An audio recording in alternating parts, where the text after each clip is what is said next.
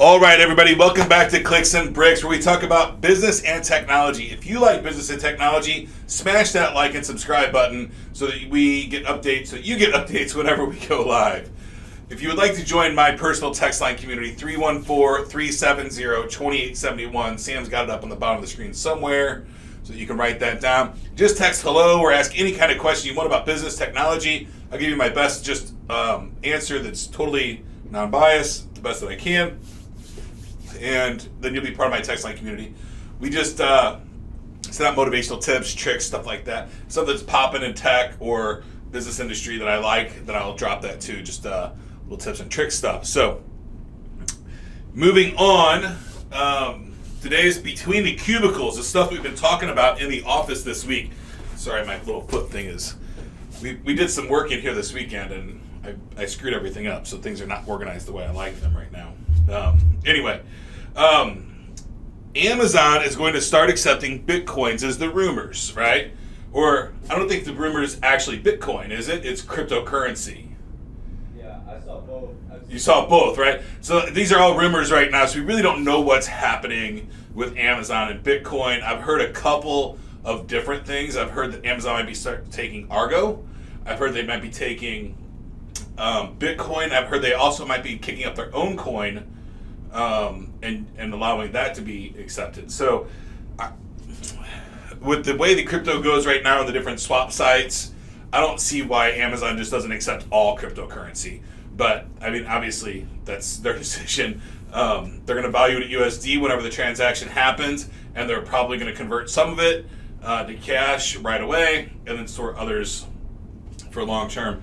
Obviously, a company like Amazon has way more tax ramifications of accepting Bitcoin or cryptocurrency than most, especially people like you or me.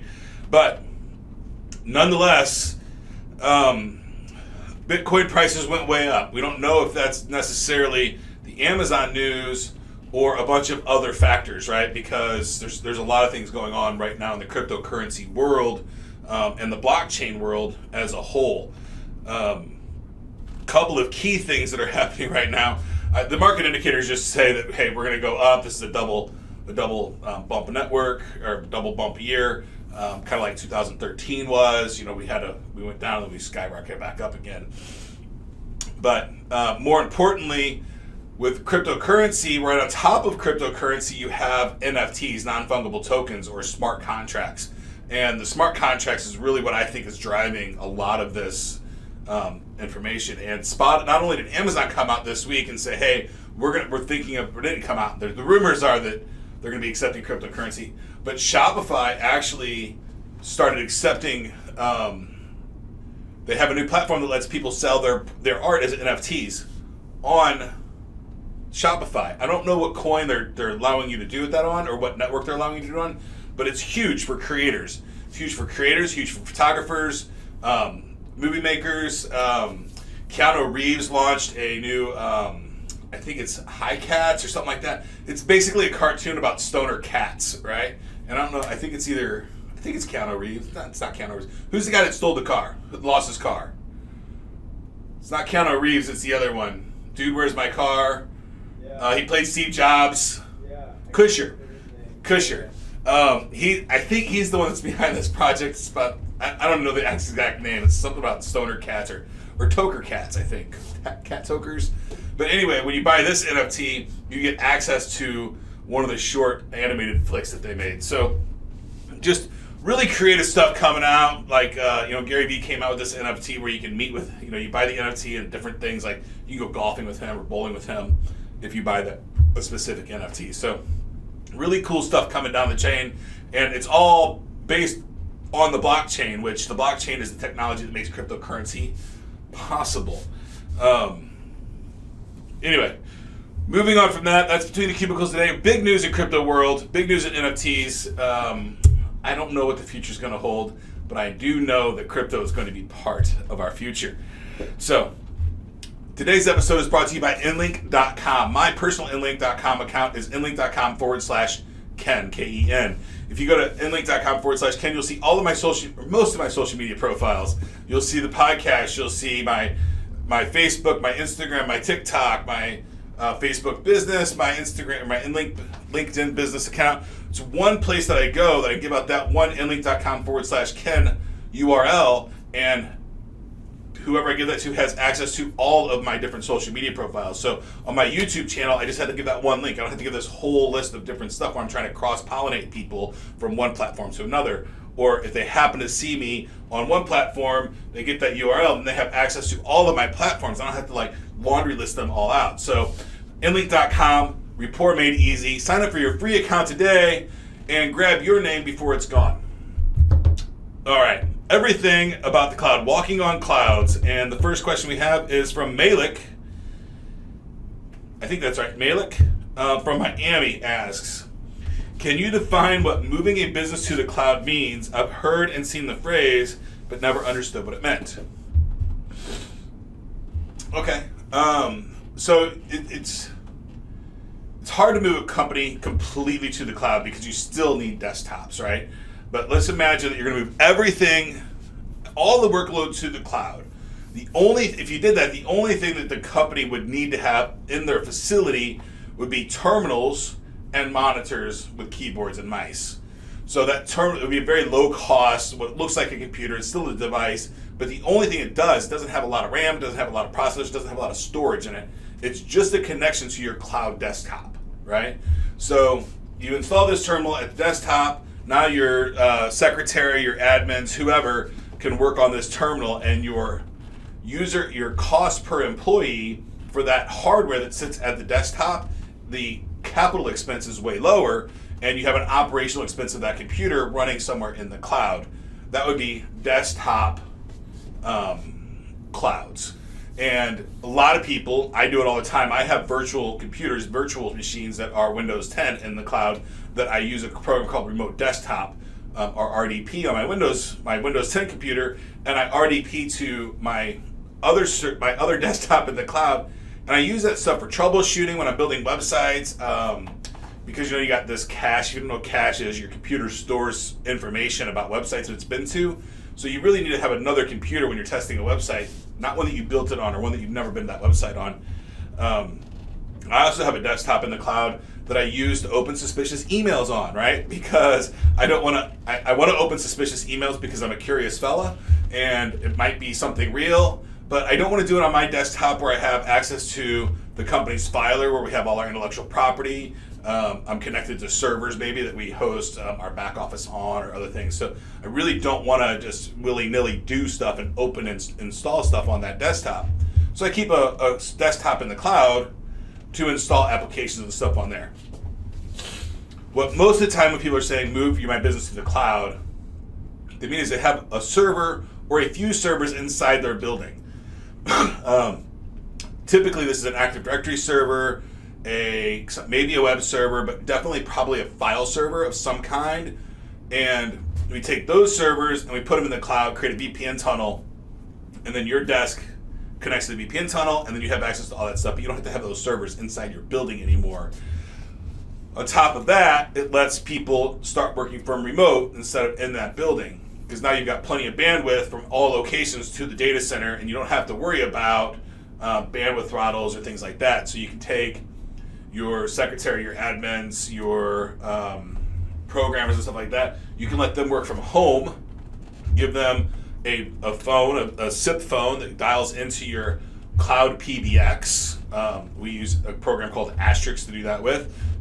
Not super simple. I guess it's super simple for me, but I've been working with it for about 15 years. So it's a great application. It's open source, but it lets you create dialers. It lets you create automated voice systems, and it lets you create, you can do whatever you want. You just tie it into the PTSN, which is the public, or PSTN, which is the publicly switched telephone network. There's a bunch of different providers that can do that. If you want to talk about moving your phones to the cloud, that's a whole nother conversation. Feel free to let us know, and we can talk about it.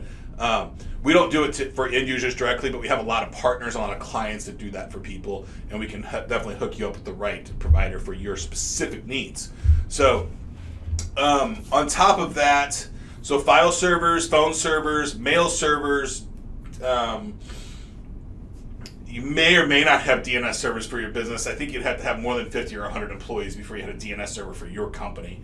But any servers, any workload that you have that runs inside your building, you put that inside the data center, and not anybody in the world can access it through an IP address or a domain name. Back office is a very popular one. So those are cloud, moving the company to the cloud, and that's taking, well, in my mind, it's using their infrastructure and moving that into the cloud. There's also the concept of cloud-based services, right? You don't have to own the system at all. You can just buy a third-party PBX that's already, just the service itself. So that would be software as a service, and all software as a service. I don't know if all software as a service considered cloud services? I think it is. Because it's over the internet, right? Like, I don't know of any software as a service that's not cloud-based. If there might be one, so I'm gonna be a little vague there and say most software as a service providers are cloud providers of some sort, right? It's a cloud back office, it's a cloud emailing system, it's a cloud mass mailer, it's a cloud marketing system, right? Whatever you're doing the software is not on your physical computer, that's cloud service. So moving to the cloud is I'm gonna get rid of my capital expenses that happen every 2 to 5 or 7 years whenever I refresh my hardware. I'm gonna get rid of those expenses. I'm gonna move to the cloud, and now it's the cloud provider's responsibility to upgrade the hardware and stuff like that. But it's pretty seamless to me. I have a monthly expense instead of every 2 or 3 years. I've got this large one-time expense of replacing everything. So those are some of I think that's the main meaning behind moving to the cloud and some of the reasons you might want to do it, right? So most companies aren't doing it unless they have some kind of activator. The most common one today is what we're seeing right now. The most common company that we're moving to the cloud today is small law offices that have decided they're no longer going to work inside the office. It's a 1 to 5 man shop and person shop, not man shop. 1 to 5 person shop that they say, hey, actually 2 to 10, not 1 to 5. If it's just 1, they just go home. But if it's 2 to 10, say, hey, I'm going to take these servers, I'm going to put them inside the data center, and I'm going to not lease a place anymore, and I'm going to, all of my attorneys and my, I forget what the assistant attorneys, not the, it's a clerks, paralegals, they're all going to work from home, and we're not going to have an office anymore. We're going to be virtual office totally. So really cool technology and totally, absolutely feasible in today's world with the amount of bandwidth that's at the resident and the amount of bandwidth that's at the data center and the technology that we have. Totally feasible. So thank you, Malik, for the question. And moving on to the next one. Jay asks, I currently work at a small construction company in Colorado. We are talking about moving everything we have to the cloud, and many of us support this decision, but there are some that are skeptical. If you have to convince someone moving to the cloud service is the way to go, what would your pitch argument be to convince them? I don't convince people of anything, right? I just tell them the benefits of what they're moving into. I try to also explain some of the hurdles potentially, right? So it doesn't happen much anymore because we have newer technology. NVIDIA and AMD have come a long way. Crypto mining has helped us in this plight quite a bit because we had to really ramp up graphical processing unit cards at scale. So the biggest concern that I've ever seen for moving to the cloud are people that have very high graphics needs. Moving the graphics over the internet takes a lot of bandwidth, and not everybody has that kind of bandwidth. So, or not only does it take a lot of bandwidth, it takes a lot of GPU. And most clouds, unless you're getting a GPU cloud environment, which Hosterian has one of those, but it's separate, it's a different price structure than a mixed workload, then you're going to not have great performance on stuff like AutoCAD and manipulating images, or if you're doing video editing, it's going to be miserable, right? So there are some use cases for video editing on the cloud, but not many, right? And it's going to be small clips and stuff like that. So if you're a social media person and you're making small clip videos, then cloud services are absolutely the way to go. But if you're running a podcast or you're running anything like that, you're going to probably want to have some infrastructure on site. You're going to have some amount of storage. You're going to have some kind of servers for editing. You're going to have some of those things, unless you outsource it, and then you're using cloud resources for your editing and things like that. So I wouldn't talk anybody into going to the cloud. I'd really want to understand what their current workload is, what they're currently doing, and I'd move the appropriate stuff to the cloud, not just willy-nilly. I don't think cloud solves all issues. It solves a lot of issues, but does not solve all issues. So I'm not a big fan of just saying, hey, you should move to the cloud. AWS solves all issues. Hosterian solves all issues. That's not true. So that's where I would stand on that, Jay. I don't feel like I answered your question very well, but I apologize, but it is what it is. I'm not going to try and talk you into the cloud. I will have a conversation with you about your current workload, your current IT infrastructure, and I will have a conversation about what I believe will be the best solution for you and your business. And I'm not going to try to sway you one way or the other. And hopefully we get to work together and come up with the best solution for you. Sometimes, most of the time, it's a hybrid solution. It is some workload's going to stay on site. You're going to use cloud backup services to back that data up. And then on top of that, you're going to use some resources in the cloud. It's going to depend on what your needs are, what your budget is, how resilient you need to be, and how much security you need around your data. There's just a lot of factors, and we want to talk about that instead of just make blind pushes towards a specific kind of technology. On top of that, it even matters the kind of workload that you have, what kind of hypervisor you should be using, right? So VMware is really great for virtualizing Windows stuff, but it's expensive, and Proxmox is great, fantastic at virtualizing Windows and Linux, but sometimes the drivers don't pass all the way through the operating system. So it just depends, right? You really need to have an intimate knowledge of your infrastructure and what your needs are. And we're pretty good at helping you get to that knowledge. Moving on to the next question. Peter asks, what are the different types of cloud? I have heard of private cloud, but I'm not sure exactly what that means. Are there also different kinds of clouds besides private? So cloud is and I hate these words because I really don't know, because they're vague and they don't really mean a whole lot to me. But cloud is the macro word, and there's a whole lot of micro words inside of that. So if there's the cloud service, but then you've got software as a service, you've got cloud storage, you've got cloud video processing, you've got cloud video streaming, you've got cloud email services, you've got all these different kinds of clouds. So I'll do my best to describe private cloud versus public cloud versus, and the public clouds, I call those the hyperscale clouds, versus private, hyperscale, and hybrid. And hybrid is the one that I probably like the most. So a private cloud is what Hosterian specifically specializes in. A dedicated set of resources for you and your business, right? The easiest way to make IT affordable is owning it, right? Not renting it, just like everything else. It's cheaper long term to own a home than it is to rent a home. So if you can own your IT infrastructure, that's less expensive.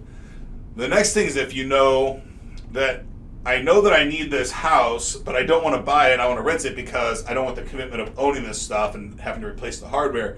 The next step would be renting it direct, and that's pretty much what Hosterian does. So we rent a private cloud to our customers. When I say private cloud, it means we make the decision, okay, how many processors do you need to support your load? How much storage do you need? How much RAM do you need? And we build that infrastructure, and then it's dedicated to you. It's not shared, right? So knowing what you need and purchasing it is the second most affordable way to do it.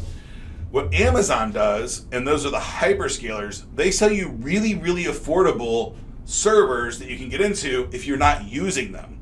But when you start using them, they charge a lot. So if you think about the difference is if I wanted to rent a house on a 3-year contract, I would get a pretty good monthly rate. But if I wanted to stay at an Airbnb every night of the week, fantastic. I can scale my house up, I can scale it down, but it's going to be really, really expensive. I have a lot of flexibility in where I sleep every night, what kind of house I sleep in every night, but it's going to cost me a lot of money, right? Probably 80 times more than what I would be spending if I knew what I needed, and I know I need a 3-bedroom home, and I rent that 3-bedroom home, and I stay there. But if I didn't know what I needed every day, one day I need a 1-bedroom home, one day I need a 10-bedroom home, that would be an Airbnb solution. I'd stay at a different house every night, but it would cost me a fortune.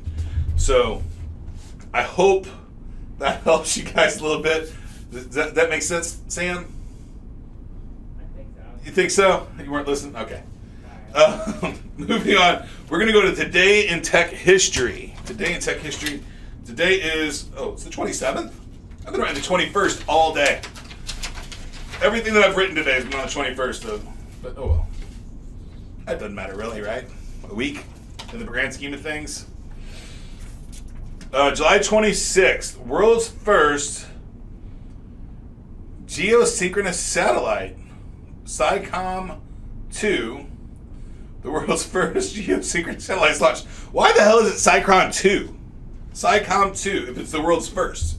Did the first one just screw up? Maybe the first one crashed. I guess the first one crashed or something. I'm going to have to do more research on this topic. So SciComm-2 is the world's first geosynchronous satellite. And today I think we have 12 or 13 I'm not sure. for the GPS network. It's somewhere around there. There's thousands of satellites in space right now. Thank you, Elon Musk, for just setting up every day. I think he's like setting up like confetti of satellites up there. It's going to be a significant issue at some point. I don't know when, but my understanding of what that low Earth orbit is just like, it's like a giant dumpster right now. So, but without that, we don't have any of the technology that we have. Steve Jobs can't do anything he does. What year was that? 1963. So Google couldn't do what they do, and these are all free services, right? You can get data from these geosynchronous satellites at no charge. Worldwide, or is that just an American thing? I think it's worldwide. Is it worldwide? Like Korea or something. So Koreans get to use it too? I don't know. If their government lets them. Yeah. I guess it depends on which Korea. Yeah. So that's pretty cool. Without that initiative, there's so much technology that we have today that's based on those satellites, those geosynchronous satellites that we get that free GPS signal from, that without it, man, smartphones would be, I think we might still have big touchscreens and all that stuff, but we wouldn't have nearly the driving power that we have. Also, Teslas wouldn't be able to auto drive, right? All kinds of stuff that we have because of those satellites. So that's pretty good. I wonder who did. Is that like United Nations project, NASA project? I'm gonna have to research that more. I think we all just take advantage of those geosynchronous satellites and just like assume that they're always going to be there, but they weren't just 70 years ago. Not even, what is that? 40, 50, 60 years ago. Man, that's a long time, isn't it? But there are people that are alive today that never had it. Lots of people that never had. My in-laws just got their new smartphones. They've been on flip phones this whole time, and AT&T called them and said, "Hey, we're canceling your service if you don't upgrade your phones." So the past week in my house has just been teaching Grandma and Grandpa how to use their smartphones, which has been very interesting and a lot of fun. So my wife's been dealing with most of it. Thank God that she's there for me for more of the reasons than just dealing with the in-laws and their phones. But I appreciate it. And but they're definitely two people that were alive before geosynchronous satellites were out. Moving on to question number 3. Man, I feel like I'm running way behind today. Peter asks, are we on 4 or 3? Yeah, we're on 4. Oh, we're on 4. All right, cool. I'm on pace then. I was sorry, I got a little rushed there and I started speeding up too much. So we'll slow down a little bit. David from London. What's up, David from London? That's awesome. Sorry, Sam, I keep tapping on the thing. I'm screwing up the audio, aren't I? How bad is that? Not too bad? I don't know. I don't have headphones. Okay. If the audio is bad today, leave us a comment. I apologize. We're trying something new with the audio. Not sure. Sam's got more confidence in me not fidgeting than I do. So David from London asks, are there any benefits using Dropbox versus the cloud providers' drive services? Or is there a better use for better to use cloud device drive services? So this is a touchy one, right? And it's what's better versus better is a weird word, right? Dropbox, Google Drive, Amazon Glacier, All of those, there's 100 different providers out there that provide online storage use. So, and this is the only thing I really have to say about that. Dropbox and Google Drive are gigantic targets for hackers. So, and you don't read their terms and conditions, so you really don't know who's reading your content. I don't know what their terms and conditions are. I'm assuming that I've given them full permission to read my content. Hell, I might have given them rights to resell it. I don't know what the terms and conditions are because they're gigantic. On top of that, so you don't know what you're allowing them to do with your content and your data, one. So I would definitely I believe that any company that had their attorney really look at the terms and conditions for Dropbox and Google Drive, their attorney would say, not a chance in hell can we store any intellectual property in those systems. So the benefits are that it is super simple to share data, to upload data, to do a lot of things when you're using Dropbox and Google Drive, right? Super simple. The negatives are you don't know where your data is stored. You don't know what permissions you've given these third-party, questionably evil companies access to your data, right? I mean, I'm not saying that they're evil intentionally, but they're in business, man. They're here to make a buck, and Hosterian is here to help businesses grow. I mean, that's really what we love to do. We're, our founder, Brian, is, huge startup guy. We love to see businesses grow and succeed and all that stuff. And we love the St. Louis community. And so really, before making money, it's helping businesses grow is our mantra.